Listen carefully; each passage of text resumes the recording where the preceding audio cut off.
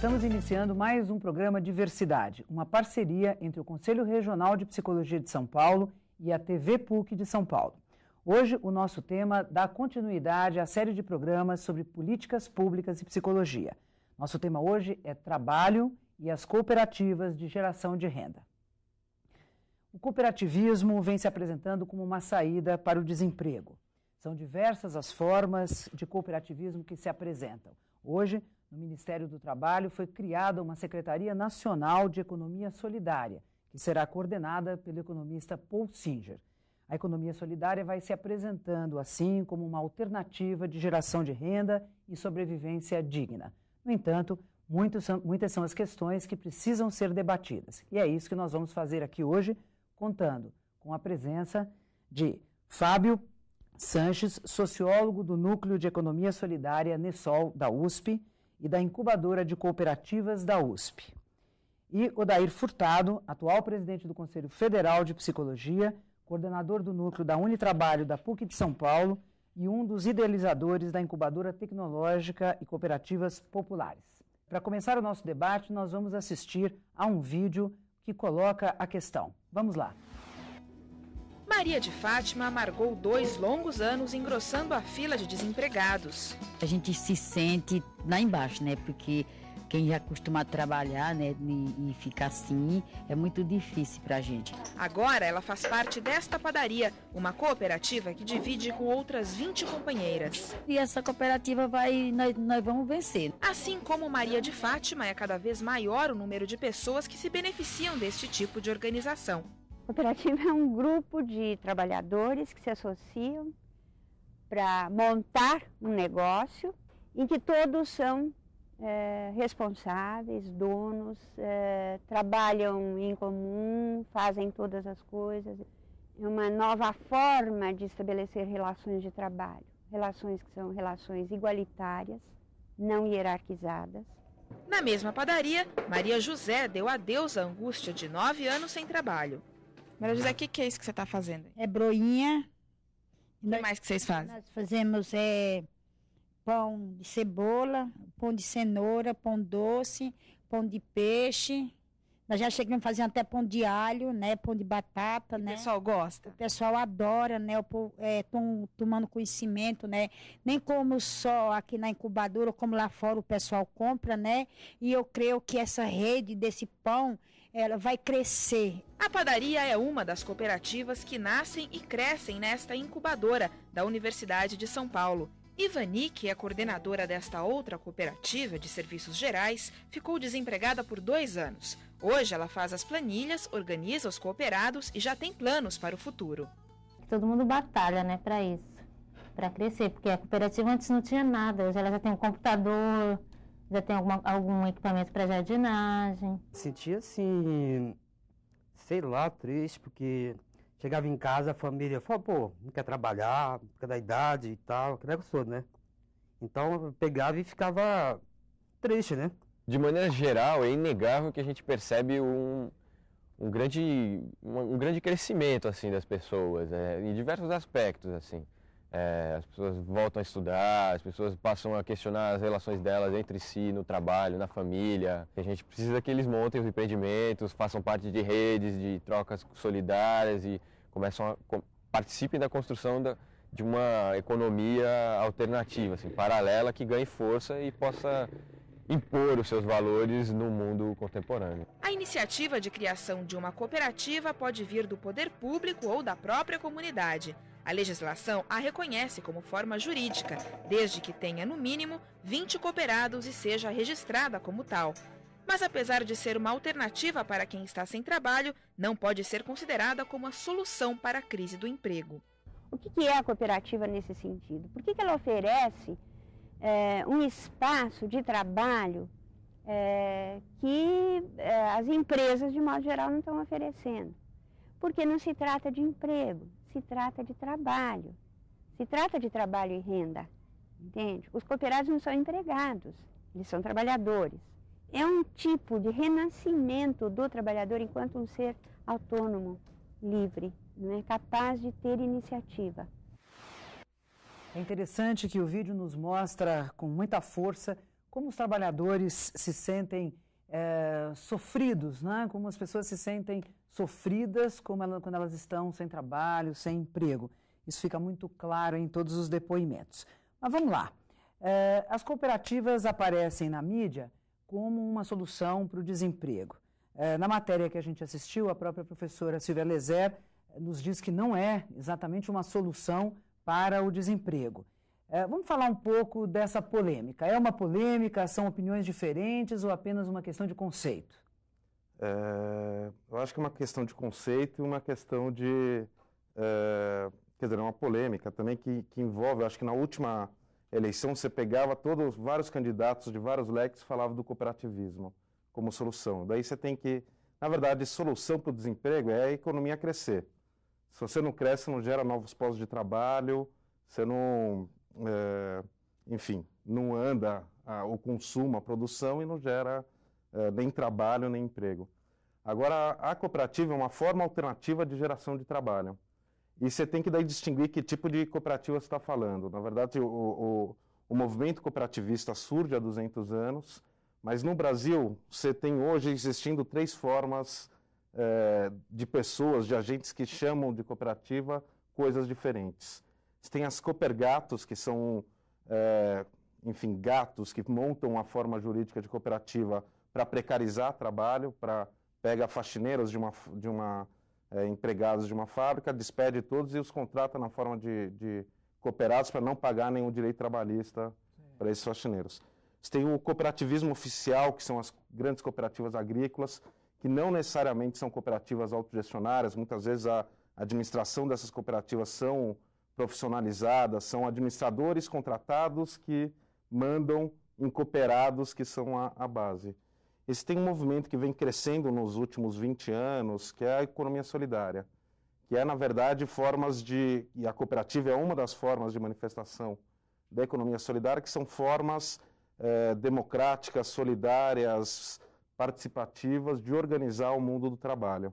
Então, a cooperativa de produção, a cooperativa de serviço são uma das formas da economia solidária, junto com microcrédito, cooperativas de crédito, clubes de troca, que constituem esse campo que é calcado em valores como a solidariedade, a autogestão, a democracia. Bom, nós vamos ouvir o professor Paul Singer numa matéria que fizemos com ele e aí voltamos para o nosso debate. O economista Paul Singer, que está prestes a assumir a recém-criada Secretaria Nacional de Economia Solidária, percebe a crise do emprego como um problema macroeconômico.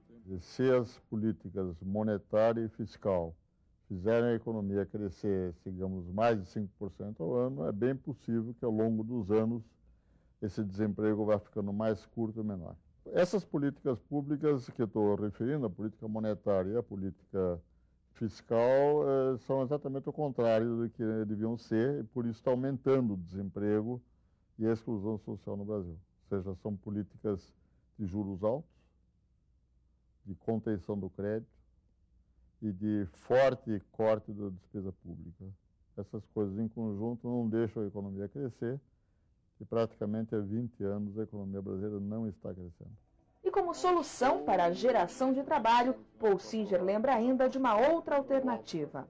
Uma forma de economia solidária que é eficiente nessa direção é chamada clube de troca. Pode ser integrada por pessoas, por pequenas empresas ou por cooperativas. O Clube de Trocas é uma união, uma associação, exatamente, de pessoas que trabalham e que não têm clientes, ou de cooperativas, ou o que seja, e que, através da sua união, tornam-se clientes uns dos outros. O Clube de Trocas tem uma moeda própria, e essa moeda a pessoa recebe ao entrar no clube para poder comprar dos outros sócios do clube, mas ele também tem que oferecer bens ou serviços que ele produza para que os outros possam comprar deles. O resultado final do clube é que há mais trabalho, mais renda e mais consumo. Fábio, nós vimos aí o professor Paul Singer colocando a questão do clube de trocas. Existe alguma experiência em outro país? Existe alguma coisa que já aconteceu que a gente possa relacionar com a nossa?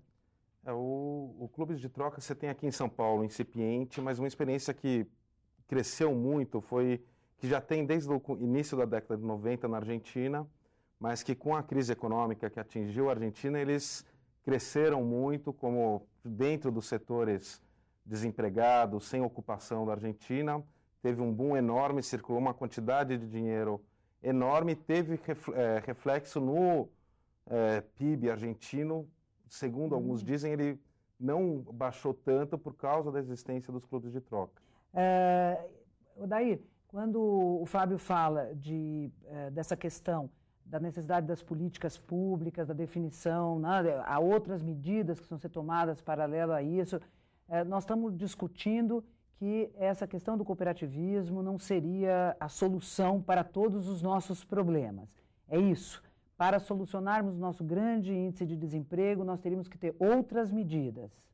Preciso considerar o seguinte: para a gente pensar a economia solidária como uma alternativa, muita coisa tem que mudar. Então, é um germe, uma semente que se planta, não, com a expectativa de transformação social. Essa é a expectativa.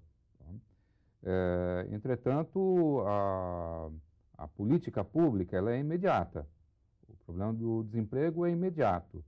E não há condição de escala hoje do campo da economia solidária para resolver o problema do desemprego. Então, não é possível associar desemprego e cooperativismo de uma maneira direta.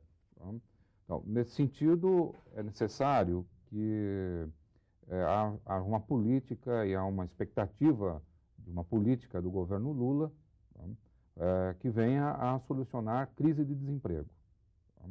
Então, neste momento, há uma condição que permite o crescimento do cooperativismo por conta do caldo de cultura instalado. Entretanto, quando não se vincula diretamente a cooperativismo com o desemprego, é porque ele, na realidade, representa uma alternativa ao próprio capitalismo. Por conta disso, ele não é uma solução para o capitalismo. A economia solidária e o cooperativismo popular busca a constituição de uma rede que se coloque como alternativa ao próprio sistema. E isso no sentido de que ele trabalha com valores que não são os valores da relação de emprego da economia capitalista.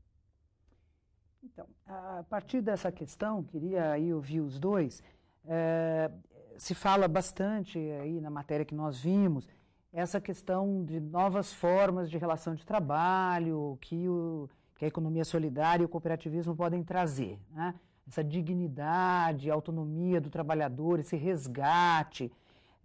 A gente sabe, ao mesmo tempo, que a nossa cultura brasileira é uma cultura bastante competitiva, escravagista, hierarquizada, né?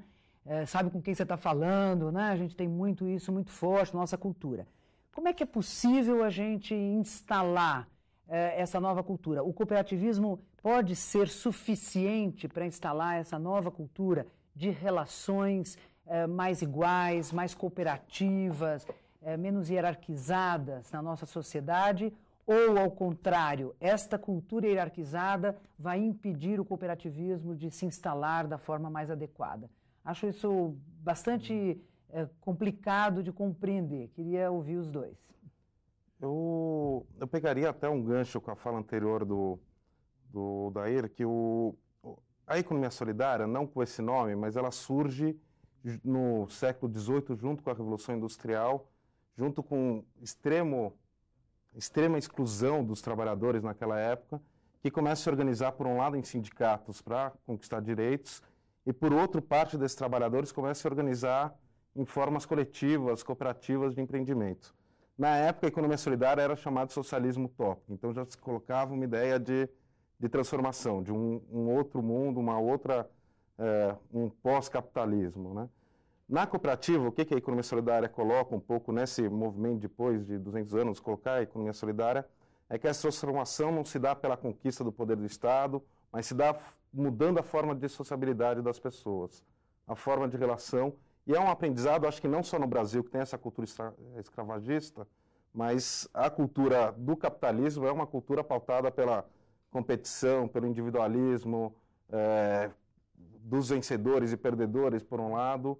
E a economia solidária, como é um processo, eu considero o processo de criação, as pessoas que dizem na reportagem da cooperativa, é um processo extremamente formativo. Você, no dia a dia do trabalho, adquirir novas formas de relacionamento com as pessoas, que não é de uma hora para outra, não é, às vezes, no período de uma cooperativa, mas acho que ele fala muito bem, e vai para depois da cooperativa, alguém no vídeo, você começa a questionar, a partir de práticas democráticas no mundo do trabalho, começa a questionar a sua relação em casa, a sua relação no bairro, acho que vários casos já acompanhamos de pessoas que começaram a participar de associações de bairro a partir da participação na cooperativa, mulheres que eram espancadas pelos maridos começaram a questionar isso.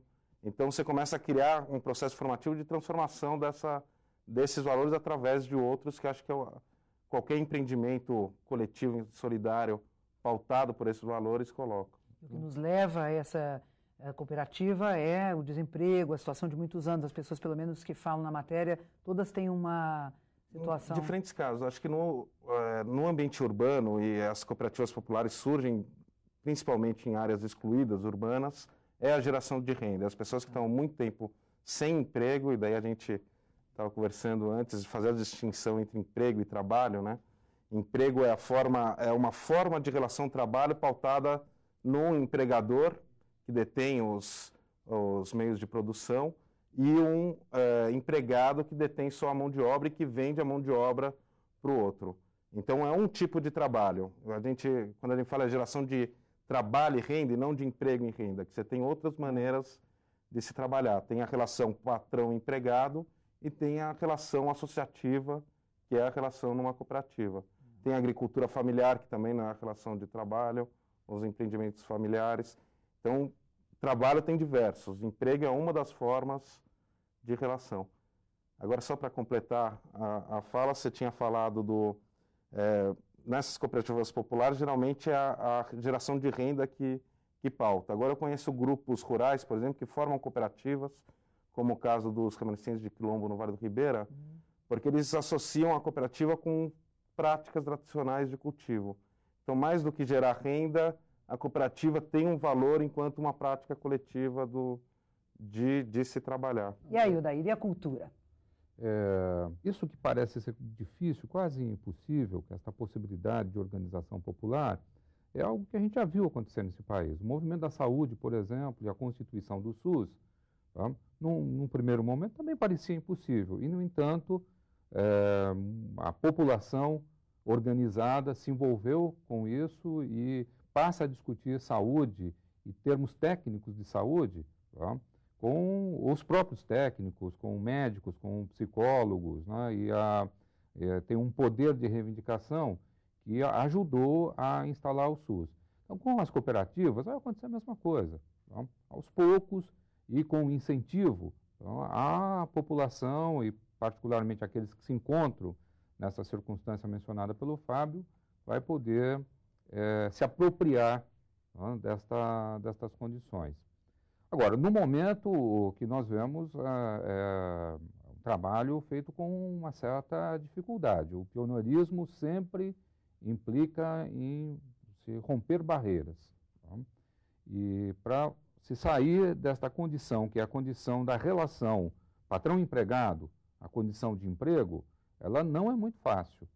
Então, a tendência nas cooperativas de imediato é pensar em hierarquizar relações. Eu penso que assim, você tem lá um grupo, todo mundo começa muito bem junto. Aí tem alguém que domina um pouco mais, é melhor de matemática, ou sabe, né? Tem lá qualquer habilidade, se não, imediatamente isso não se reverteria, serviria como critério para hierarquizar, porque nós estamos muito habituados a hierarquizar, né?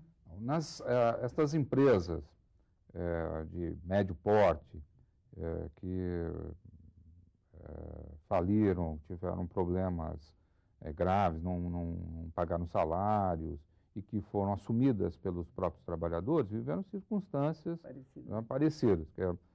Quem é o administrador, né, que está ocupando, de uma certa maneira, o cargo do dono da empresa, e quem é o faxineiro, tá, tem ali uma tensão nessas funções e de como você faz se estabelece a relação. Essa discussão é uma discussão que ela não é nova. Tá? Ela já apareceu... A diferença estaria em que todo mundo ganha igual? Não. Ou não? Não. Você tem uma coisa, é a função que você desempenha, e aí você é um trabalhador daquela cooperativa. A outra coisa é o fato de que você é um sócio. Tá? E aí é uma distribuição dos lucros da empresa. Você acaba ocupando lá um cargo mais de chefia, o outro faz lá um serviço, mas somos cooperados e somos donos da mesma forma, aí todo mundo ganha igual. Não, você tem, na verdade, para constituir a cooperativa, você tem uma coisa que é a cota-parte, que é a constituição do capital inicial da cooperativa. Nessa, que é cada um entra com uma parte, nessa parte todo mundo entra com igual. Agora, o ganho, a retirada, que na cooperativa não se ganha salário, o salário é da relação de emprego, patrão-empregado, é a retirada que se tem. Na retirada, o que distingue a cooperativa é, na verdade, o ambiente democrático, a Assembleia Geral que define os rumos, as diretrizes da cooperativa, do cooperativo. Aí todo mundo utilizar a cooperativa como empreendimento democrático, solidário. A Assembleia pode decidir que a direção da cooperativa ganhe mais do que o faxineiro. Ou pode decidir, como já veio a acontecer, de todo mundo ganhar igual. Eu acho que o essencial é que a cooperativa ela joga com o jogo, ela coloca... Quando se decide em assembleia, se vê que a retirada não é algo natural, que o mercado determina nos outros negócios, cada um retira. É um debate numa cooperativa ético-moral. Tem cooperativa que pode inventar um outro critério, como se você tem 3 filhos e eu tenho 1, é mais justo que você ganhe mais. Então é decidido pelo próprio, estou dando um exemplo, mas é decidido, não é algo natural a retirada, mas é decidido pelo aquele coletivo de pessoas. Daí, e os psicólogos? O que é que os psicólogos têm a ver com isto? Parece mais uma questão de economistas, de sociólogos, né? O que é que os psicólogos têm a ver com isso? Eu diria que os psicólogos têm muito a ver com isso. Agora, para começo de conversa, o trabalho é multidisciplinar. Então, nós não poderíamos falar de uma especificidade do psicólogo. Então, tem alguns momentos que o psicólogo faz o mesmo que o sociólogo, faz o mesmo que o economista. Então, o economista faz um pouco daquilo que faz o psicólogo. Não há esta divisão rígida. Mas o psicólogo encontra uma forma peculiar de trabalho nas cooperativas populares, particularmente, que é aquela que reúne grupo de pessoas que ou estão desempregadas há muito tempo, ou não estão envolvidas diretamente com o emprego e com o mundo do trabalho de uma forma eficiente, e a cooperativa popular vem com uma solução. Tá? Agora, é preciso rediscutir valores vinculados ao mundo do trabalho, e isso gera crise. Então, o psicólogo ajuda e entende muito das formas de grupalização, tá? de constituir o grupo, ajudar o grupo a encontrar saídas e se autoanalisar. Tá? A outra é que, no momento da crise, há uma tendência à dissolução do grupo. Tá? E aí o psicólogo também tem uma peculiaridade que é ajudar o grupo a enfrentar a crise. Tá? De resto, o que ele faz nessa circunstância, nessa ajuda do grupo se compreender, aí nesse ponto não difere muito de qualquer outro profissional, seja ele universitário ou não. Tá? Muitas vezes uma própria liderança popular cumpre este papel na cooperativa, tá? Que é aquele grupo de pessoas ganhar confiança suficiente no projeto político que ela está construindo. Agora, essa ideia de cooperativa tem aparecido também em manicômio judiciário, manicômios, né? Que um dia, com certeza, vamos terminar com todos eles, mas, enfim, está aí como uma possibilidade de recuperação das pessoas que sofrem de doença mental. Assim, o trabalho vem aparecendo, graças a essas cooperativas, como uma forma de tratamento do sofrimento psicológico? A conquista da cidadania passa fundamentalmente pelo trabalho. Poder estar trabalhando e ter a remuneração, ter condições de sobrevivência é fundamental para a saúde mental. Estou falando das pessoas que estão nesta circunstância, pessoas com sofrimento psíquico, que ou estão nos serviços alternativos, no CAPS, por exemplo. Também existem formas. E aí o cooperativismo é a alternativa que se encontra no serviço alternativo. Agora, como isso tem dado resultado, ele está chegando também lá na outra ponta, que é a forma de desinternar pessoas, dando condições de se autossustentar, para ela poder sair do hospital psiquiátrico. Há uma experiência muito bonita que está sendo realizada por alunos da PUC, no manicômio judiciário, em Franco da Rocha, com a constituição de uma padaria. Eles têm, neste momento, estão construindo a padaria, há um projeto de um arquiteto, duas psicólogas, duas estudantes de último ano, ajudando na elaboração e na organização do grupo. E enquanto eles estão construindo a padaria, eles utilizam a cozinha lá do manicômio para fazer os pães e estão vendendo os pães. É um processo que ajuda, num lado, na constituição de renda para aquele grupo e, ao mesmo tempo, é uma referência. O trabalho serve de uma referência de saúde mental para essas pessoas. Elas começam a se incluir no mundo e, com isso, a sair do hospital psiquiátrico. Que bom. É sinal que nós resgatamos o trabalho como um tema importante dentro da psicologia. Bom, nós vamos ficando por aqui. Eu quero agradecer a participação do Fábio Sanches, sociólogo do Núcleo de Economia Solidária da USP e da Incubadora de Cooperativas da USP, e ao Odair Furtado, atual presidente do Conselho Federal de Psicologia, coordenador do Núcleo da Unitrabalho da PUCSP e um dos idealizadores da Incubadora Tecnológica e Cooperativas Populares da PUC de São Paulo. E a participação de você, telespectador. Espero vocês em julho, quando voltaremos com mais um programa Diversidade, continuando o nosso debate sobre psicologia e políticas públicas. Vamos discutir segurança. Até lá.